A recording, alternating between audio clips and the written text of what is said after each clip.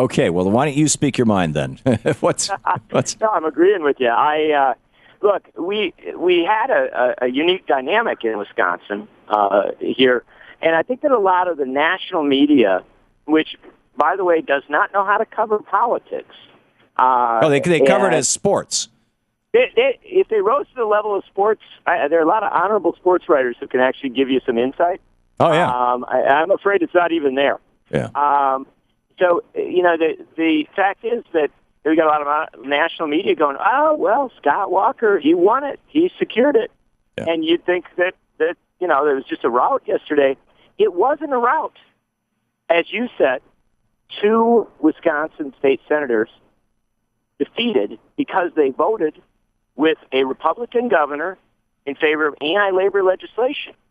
That most days, that would be a very significant development. Right. And then let's add on top that in all of the other districts, the Democrats ran, in most cases, I should say, significantly better than Democrats have in some cases ever. Yeah. Well, in the third closest race, the Democrat, the last I looked, it was 318 votes, although I know things have changed. Do you have the numbers off the top of your head? Yeah. Look, all of these races are settled. And they are settled wide enough margins that the Republicans won their races, the Democrats won theirs. But none of them were wipeouts. You didn't have landslide victories even in these overwhelmingly Republican districts. Right. And that's a starting point. But there's something else here that I am sort of shocked about how many people miss it. I know that a lot of folks think that politics is just about Democrat and Republican, that there's nothing else in play. And, all we worry about is elections. We never worry about governing. But what the Democrats did last night by winning 2 seats in the state Senate means they took their number up to 16. To control the Senate, you need 17. There is a maverick Republican, a guy named Dale Schultz from southwestern Wisconsin, who voted against the governor on all the labor legislation, on the collective bargaining bill, and who also has ripped the governor on education issues, local service issues, all the issues that this election cycle came back to, he has broken with the governor on. Now, I'm not going to say that he's going to switch parties. I don't think this guy is going to have, somebody named Vito showing up at his house tomorrow. Well, he might, but what I can tell you is that if you've got 16 Democrats and Dale Schultz siding with them on labor issues and education issues, then what happened last night is that Wisconsin just insulated itself from a right-to-work law, right, which is something Walker and the Fitzgerald brothers who run the legislature have talked about. John, let's call it by its real name. It's the right to work for less. Exactly. We also just insulated ourselves from school privatization, which is a top priority of Walker and the Fitzgerald brothers. One of the reasons all that money came flowing in. And so what we see is, if we burrow down just a little bit, Tom, that voters last night just protected themselves in their state from some really draconian things. But now, next week, you've got Republicans trying to take 2 Democrats down. What do how does that race starting to size up, and are they helicoptering the money in for that one? Mr. Hartmann, you're just so damn smart.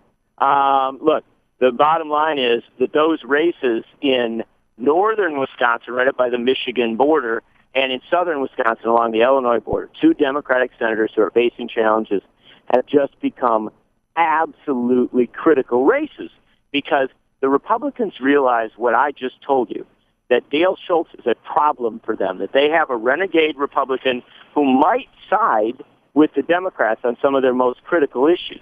And so they are going to put everything they've got and all the millions, as well as all the Tea Party folks, into both of those races. But they'll put special emphasis on the northern Wisconsin race involving Jim Holprin. That is a very Republican-leaning district, frankly. It's a district that has elected a lot of Republicans.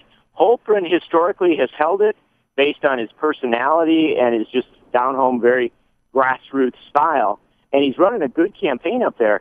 But that gentleman is about to get hit with the political equivalent of a nuclear bomb. They're going to come at him with everything. He's the Democrat. So, that race is going to be a huge race. and it will be decided next Tuesday. If Holpen were to lose, then all that scenario I played out where we've insulated Wisconsin from right to work, we've insulated from school privatization, that would flip back. So we're nowhere near done with our high stakes politics in Wisconsin.